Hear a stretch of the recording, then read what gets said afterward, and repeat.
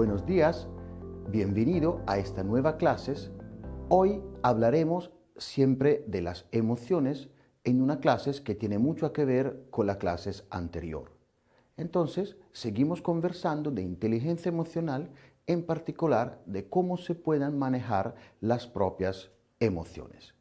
Al comienzo del curso hemos hecho ver un modelo de coaching donde se ve claramente que tenemos un observador, nuestro paciente, que ve la realidad y de acuerdo a cómo ve la realidad tiene una interpretación, tiene algún pensamiento. Estos pensamientos generan una emoción y esta emoción va a influir en su conducta y al final en su estado de salud. Con este curso tratamos de tocar todos estos aspectos. Entonces seguimos con la parte de las emociones. Cuando te relacionas con tus pacientes es muy importante considerar lo que se llama la empatía, entonces tener una conexión emocional con tu paciente. Normalmente te aconsejo de tratar a tu paciente como la manera que te gustaría que te traten a ti. Entonces, supongamos que una persona viene delante tuyo, tiene que demostrar un interés genuino con respecto a la temática que te está presentando.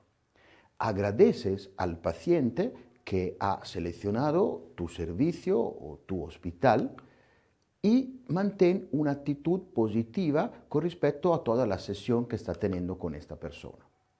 Lo que puede hacer para que sentir que el paciente se entienda muy bien atendido, puede utilizar su nombre, o sea, de vez en cuando puede llamar con nombre la persona y tu paciente. Han hecho distintos estudios y se ha visto que la palabra más emocionante por cualquier persona es escuchar el propio nombre. Entonces puede utilizar estas técnicas para que el paciente se sienta muy considerado y empieza a tomar responsabilidad con su estado de salud.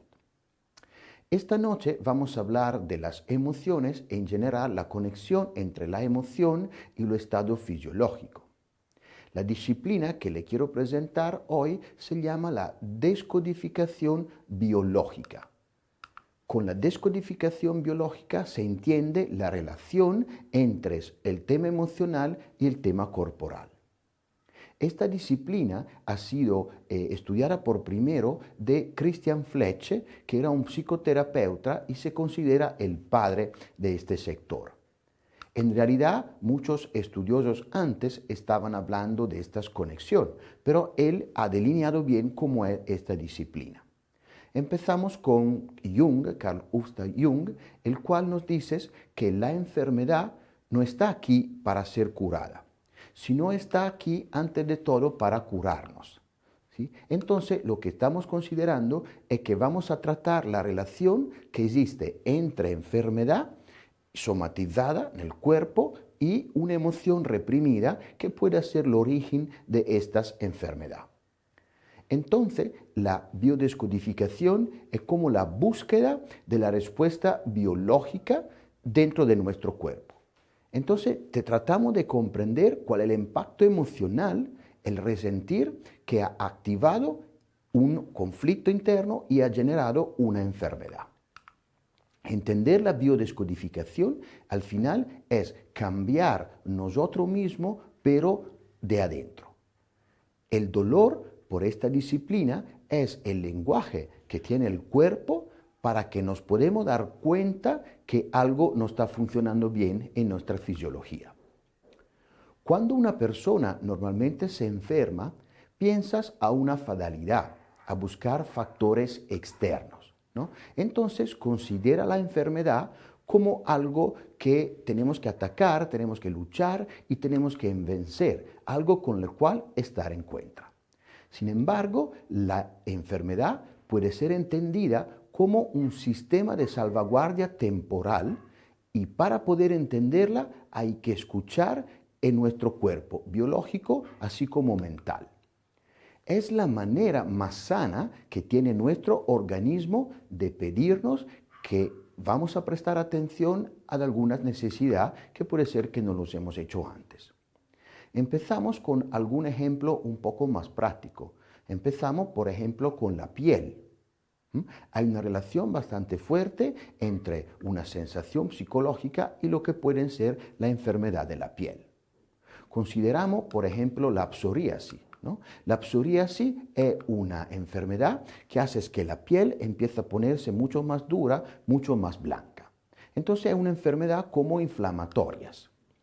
Esta puede afectar algunas partes del cuerpo y normalmente pueden ser los codos, pueden ser aquí detrás de la nuca y otra parte del cuerpo. La piel así se pone muy gruesa y se pone como un escudo que no vas a proteger. Claramente, entonces la psoriasis la vemos como una enfermedad biológica, vemos sus síntomas que es bien visible. Pero estos síntomas normalmente cambian de acuerdo al estado emocional de la persona. Entonces pueden ser síntomas más livianos o síntomas más gruesos. Entonces, en este caso siempre vemos un tema emocional que tiene algo que ver con las relaciones con otras personas, porque se considera la piel el confín entre nosotros mismos y las demás personas. Entonces, cuando vemos una enfermedad que tiene mucho que ver con la piel, tenemos que ver la parte emocional y la parte emocional normalmente tiene algo que ver con lo que puede ser una relación con algún tipo de persona. Entonces, de acuerdo a la biodescodificación, sabemos que cada parte del cuerpo puede ser afectada en manera fuerte de alguna emoción que podemos tener. Supongamos, por ejemplo, que tenemos como emoción dominante la ira. Al tener siempre esta emoción, podemos tener problema al hígado. Tenemos la pena, que normalmente a lo largo puede afectar nuestros pulmones. La preocupación y la ansiedad normalmente tienen algún problema con el tema de la digestión, de la barriga y del estómago. El estrés, que veremos más a fondo, normalmente altera tanto nuestro cerebro como altera también nuestro corazón y nuestra presión arterial. El miedo normalmente debilita las partes de los riñones. Y en cambio tenemos otras emociones que podemos considerar de energía positiva, como el amor, como la risa, como la felicidad, que van a influir en nuestro sistema inmune y pueden ayudar a pelear en contra a este tipo de enfermedad. Entonces podemos poner en relación algún malestar físico que tenemos con las emociones dominantes, que son lo que vamos a vivir la mayoría del tiempo. Sabemos entonces que cuando una parte del cuerpo deja de funcionar, muchas veces tenemos que repercusiones en otra parte del cuerpo. Entonces tenemos en un proceso de sanación ver dónde puede ser el origen, porque a veces estamos buscando algo, pero el origen puede ser en otra parte. Entonces, normalmente los problemas que afectan como la cabeza, dolores de cabeza, pueden tener algo que ver con la parte emocional del control, de raciocinios, personas demasiado racionales. Normalmente los temas ligados a enfermedad, que puede ser en la cara, tiene algo que ver con la identidad de la persona o con la autoestima. El cuello tiene mucho que ver con el deseo de controlar el entorno. Entonces tiene que ver con algo como que estoy perdiendo el control o que temo de perder el control de algo. El pecho tenemos como emociones fuertes, entonces tenemos siempre el corazón o siempre los pulmones, y podemos tener como el intestino siempre ligado a algo como puede ser como la tristeza. Entonces, con esta disciplina vamos a buscar la relación que tenemos entre algunas partes del cuerpo y la emoción que podemos tener como dominante. Un área muy delicada del cuerpo es el área del bajo vientre y el área genital. Aquí la conexión entre algunas relaciones sociales que las pacientes están viviendo es muy importante. Entonces, todas las cosas orgánicas que se pueden controlar en la parte genital tienen mucho que ver cómo las personas se están relacionando con lo demás. Entonces, aparte la parte médica de dar un diagnóstico específico del tipo de enfermedad que la persona tiene, tenemos que ver cuáles son las emociones que pueden ser conectadas con este tipo de enfermedad. Porque en la visión que estamos proponiendo, nuestro estado de salud depende de cómo pensamos, de cómo nos emocionamos, tanto de nuestro cuerpo y de lo que hacemos. Entonces, cada enfermedad tenemos que leerla con este marco que tenemos. Entonces podemos pensar que una persona que tiene algún problema a las piernas o a los pies puede tener algún problema de estabilidad emocional. Ahora vamos a ver cuando las personas normalmente tienen alguna enfermedad, la causa principal siempre la vamos a dar al estrés. El estrés es la palabra que siempre viene más utilizada. Vamos a ver un poco de qué se trata específicamente cuando conversamos del estrés.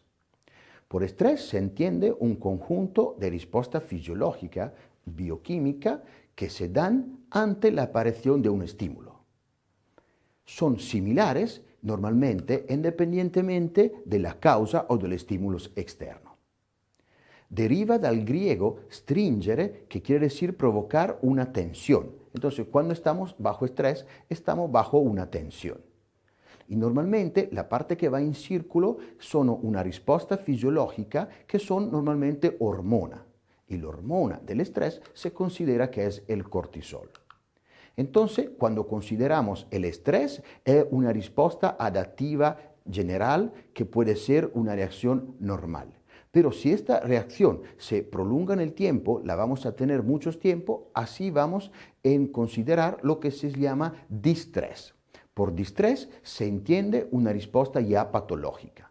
Mientras el estrés puede ser un estado de activación que puede ser útil para hacer algunas cosas como huir o como pelear.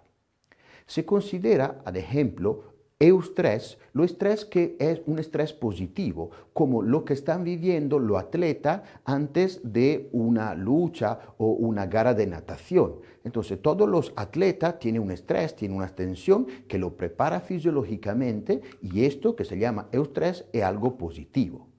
Pero si nosotros vivimos en este estado de ánimo muy prolongado, al final se va a convertir en alguna enfermedad. Y normalmente son enfermedades que tienen que ver con la presión arterial, que tienen que ver con la respiración, porque este sistema, hemos visto mucho en el otro módulo emocional, son muy conectados. ¿Qué puede generar un estímulo estresante? Cada persona se puede estresar por motivo completamente distinto, pero al final la reacción fisiológica es bastante similar. Puede ser un estímulo físico o algo que estoy pensando, puede ser algo real, un peligro real, o puede también ser algo imaginario. Y puede ser venir de mí o del mundo que es alrededor. Cuando es moderado, este estrés lo puedo entonces considerar como positivo, pero cuando es muy prolongado, ahí sí que vamos a tener problemas. Entonces, cuando evaluamos los estrés, tenemos que considerar cuánto dura el estresor, entonces la gente que nos va a generar esta situación, y normalmente en el estrés bastante importante es cuánto puedo controlar la situación. Si yo no puedo controlar la situación que estoy viviendo, ahí el estrés va subiendo. Entonces la posibilidad de controlar la situación es bastante importante a la hora de evaluar el estrés. Lo que sí sabemos es que lo que más afectado son los pulmones, porque cuando yo me tengo que preparar a la acción, tengo que tomar más aire y tomar más sangre en la parte del cuerpo que tengo que mover. Un exceso de estrés entonces puede dar distintos síntomas y empezamos con ver los síntomas que son cognitivos. Pueden ser un poco una falta de atención y concentración o la persona se olvida a menudo de algo. Podemos tener como síntomas emocionales, como el deseo de llorar, un ánimo decaído, la persona muy irritable o una falta de interés general. También el estrés se puede manifestar con algo físico, como normalmente pueden ser dolor de cabeza, dolor al cuello, dolor a la espalda y una general sensación de cansancio.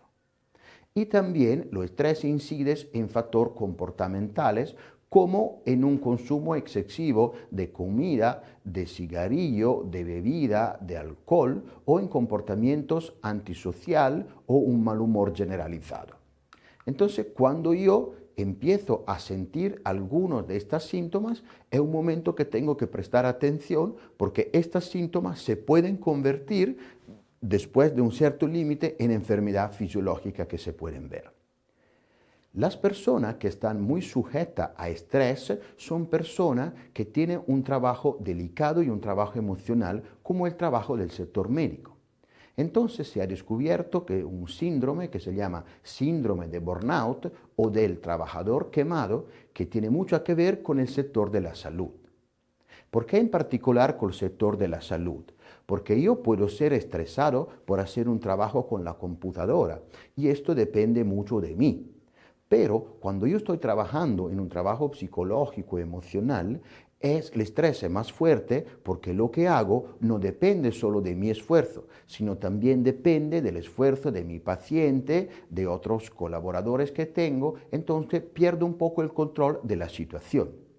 Y algunos trabajos tienen una relación muy directa entre una causa y un efecto, pero cuando hablamos con personas, estas cosas se van mezclando y es bastante difícil controlar los resultados de que estoy haciendo porque no dependen solo de mí, sino también dependen de los pacientes o de los trabajadores con los cuales estoy trabajando. Entonces, en el sector médico se ha difundido esta patología que lleva a las personas a tener algunos síntomas, ¿no? Entonces, estos síntomas pueden ser un agotamiento emocional, o una fatiga o poco ánimo en el seguir haciendo lo que están haciendo. Tienen como un comienzo de depresión, que a veces pueden ser como más grave, como ataques de pánico. Pueden ser que en el trabajo no sea tan eficiente y empiezan a tener como problema para dormir o cambios en el organismo, como a veces pasa con la caída del cabello, como puede ser un poco de gastritis o problema de este tipo. Entonces, cuando uno empieza a ver algunos síntomas de este tipo, esto sí es el momento de tener una ayuda psicológica, una ayuda o médico que pueda hacer que yo pueda salir de esta situación de agotamiento laboral. Entonces, cuando yo entro en este plan, tengo que tener como una pequeña terapia en la cual por un cierto breve tiempo me tengo que desconectar del trabajo y recuperar algunos espacios personal, como estar en la naturaleza, hacer algún tipo de deporte o hacer algo que me pueda motivar un poco más, porque pierdo un poco el sentido de la vida. Esto lo hemos visto en las primeras clases cuando hemos hablado de lo que se llama el balance of life.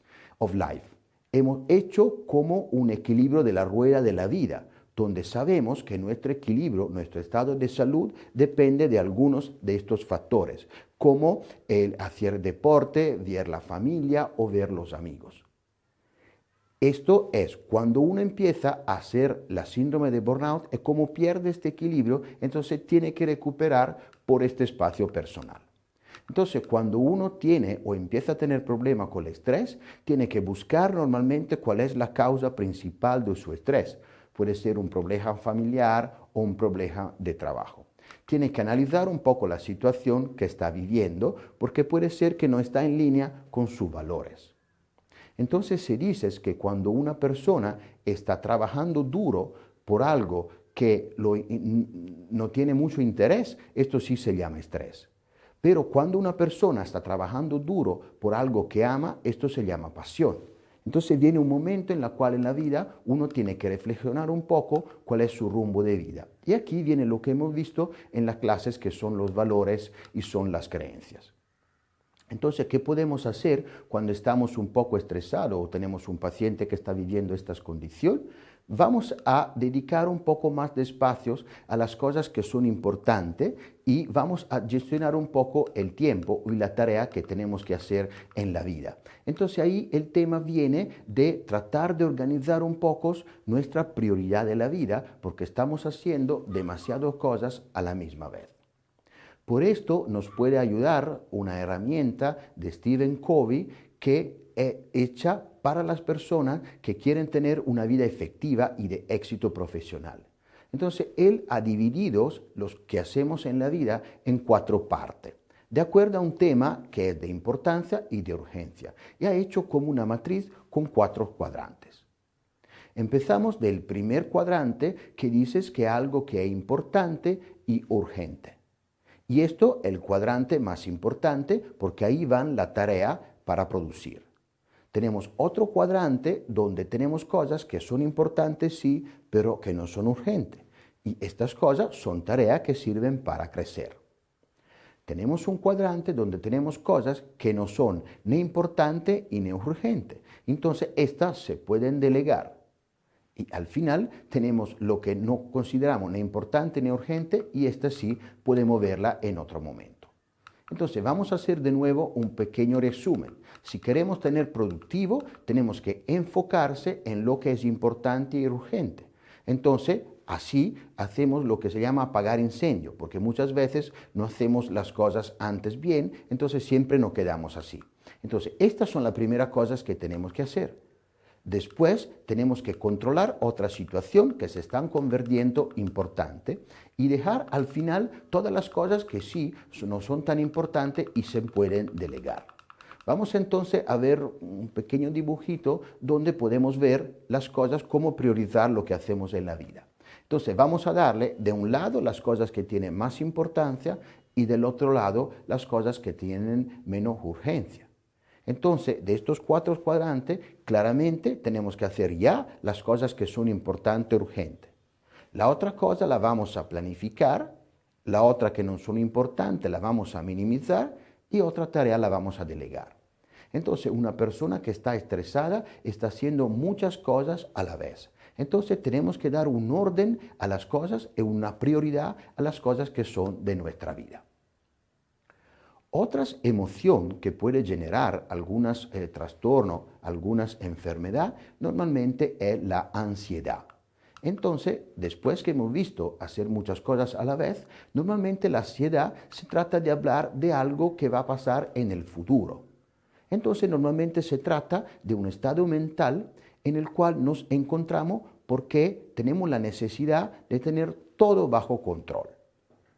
Es una condición bastante limitante para la persona y para la familia de estas personas. Y la ansiedad normalmente se genera no por el pensar el futuro, que esto sería bastante normal, pero en la necesidad de querer controlarlo. Las personas que quieren controlar demasiado el futuro empiezan a tener demasiada ansiedad. Entonces sí, son personas que viven el futuro. El pasado no preocupa mucho una persona con ansiedad porque ya está bajo control. Y lo que siempre sabemos que vive en el presente es nuestro cuerpo.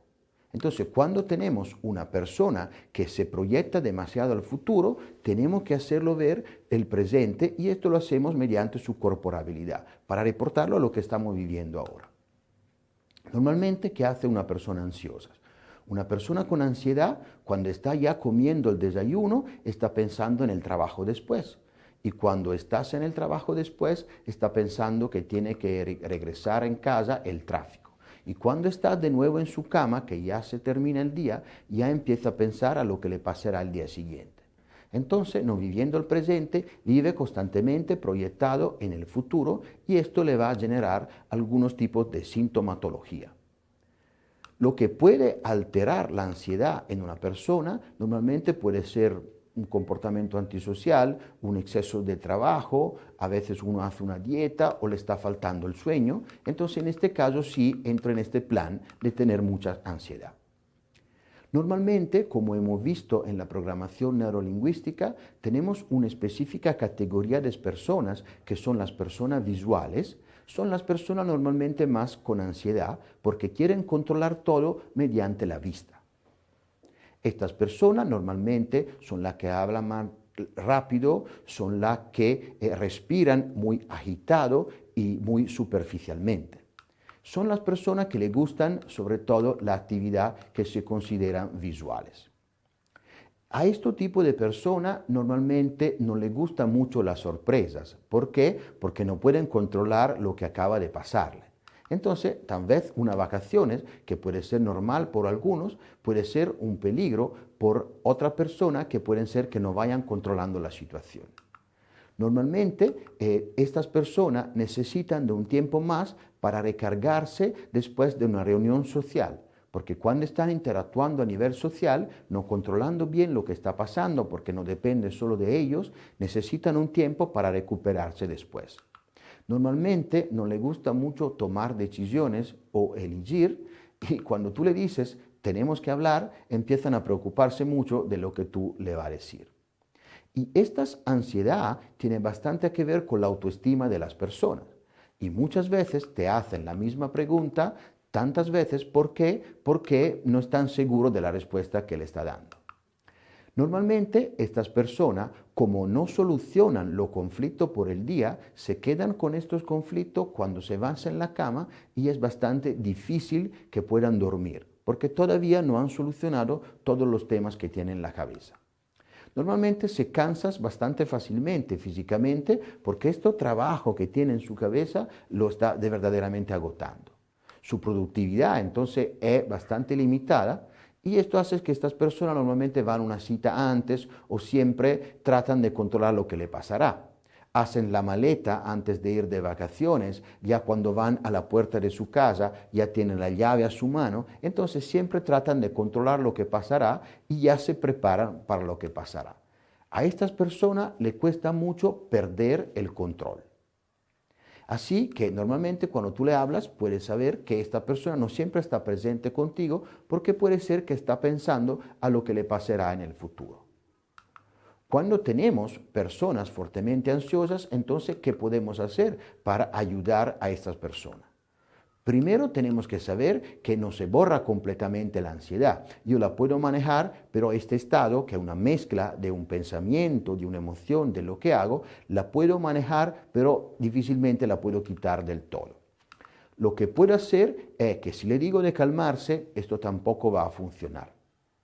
Si tengo un amigo, lo puedo abrazar, porque con mi cuerpo lo hago regresar al presente y le doy la ayuda que necesitas. Pero sabemos que normalmente con la relación médico-paciente se tiende a no tocar a los pacientes por un tema que hemos visto con la programación neurolingüística, o sea, de no generar un anclaje con estos pacientes. Si una paciente empieza a llorar, yo lo estoy abrazando y le estoy dando esta fuerza, cada vez que él me ve de nuevo puede sentir esta misma emoción, entonces me va a anclar a algo negativo que ha vivido y esto no lo podemos hacer. Entonces, cuando estamos en una sesión de coaching y vemos una persona así, lo que podemos hacer es invitarla a la acción. Porque el antídoto de la ansiedad normalmente es siempre la acción.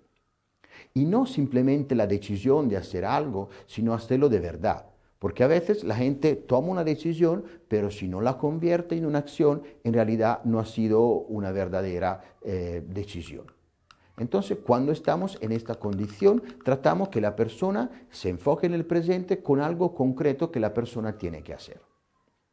Como tipo de ansiedad, podemos tener también una ansiedad nocturna que hace que las personas siempre están en un estado de alerta y este estado de alerta hace que no pueden descansar bien.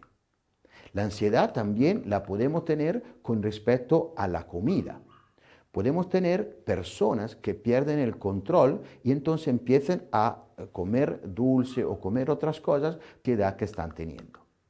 Así que las técnicas que normalmente se utilizan para que una persona se centre en el presente es lo que se llama el mindfulness.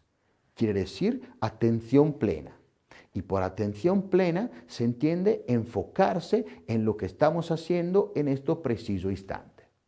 Entonces, si tú quieres hacer mindfulness, ahora tienes que prestar atención a lo que estás viendo, a lo que estás escuchando, a cómo te sientes sentado en estas mesas, a cómo sientes tus manos. Entonces, prestar verdaderamente atención a lo que estás viviendo en este momento. Esta técnica de mindfulness se aplica, por ejemplo, a la comida.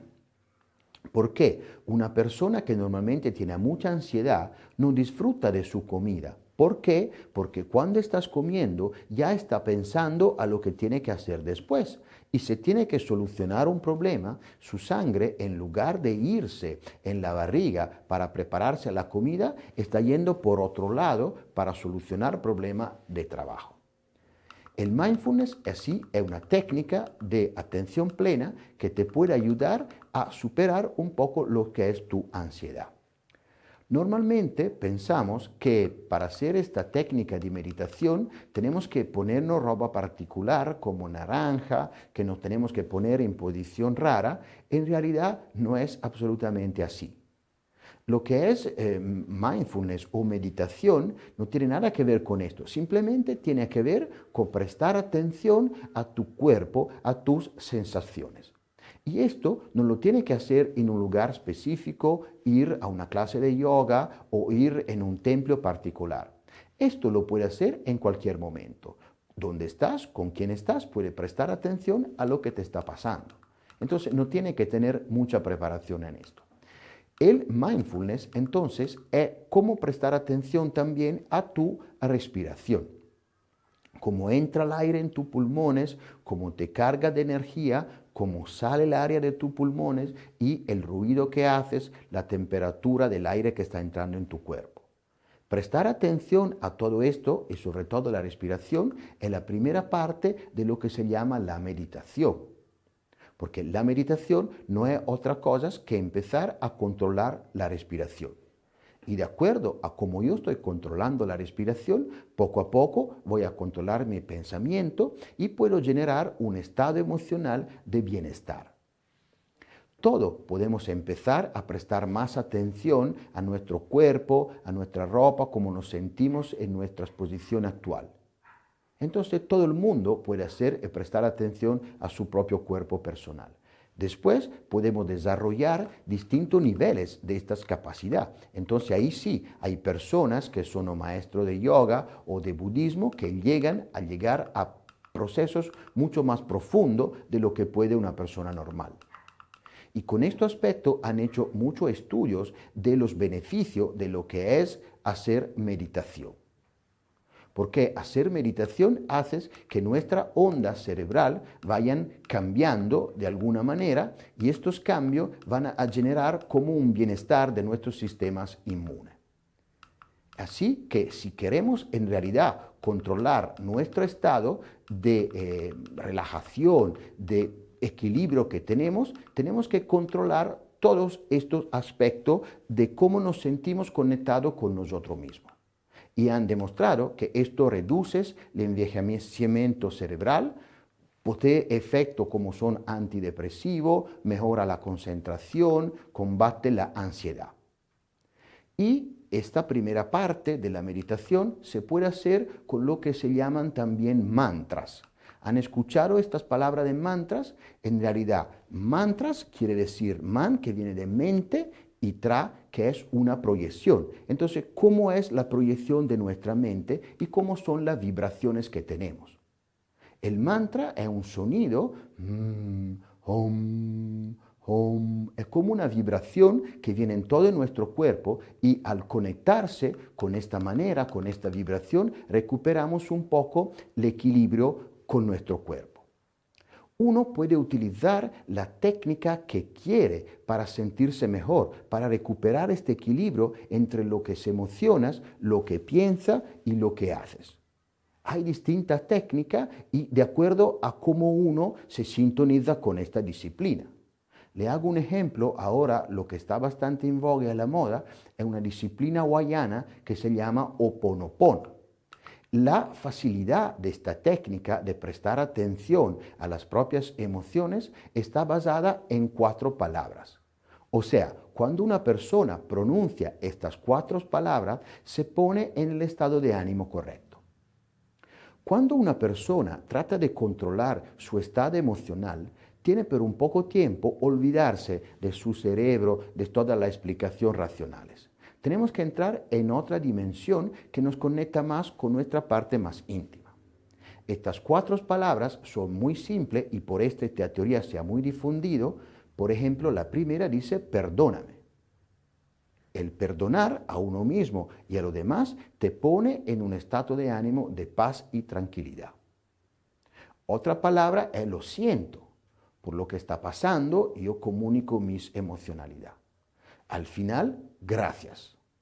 ¿Por qué? Porque gracias nos pone en un estado de gratitud con las cosas positivas que nos pasan en la vida. Y al final, te amo. O sea, expresar lo más positivo que tenemos. Es una técnica más simple porque tenemos simplemente 4 palabras, pero nos recuerda de decirla a lo largo del día para ponernos en el estado de ánimo correcto. Puede ser esta técnica o otra técnica. Lo importante es que uno recupere su relación consigo mismo. Esto es lo que se llama una visión holística de la salud. O sea, recuperar una conexión de todos los aspectos de nuestra vida, no simplemente la matriz enfermedad o salud, sino simplemente un equilibrio emocional. Con esto es todo. Gracias por haber asistido a esta clase. Lo espero a la próxima clase.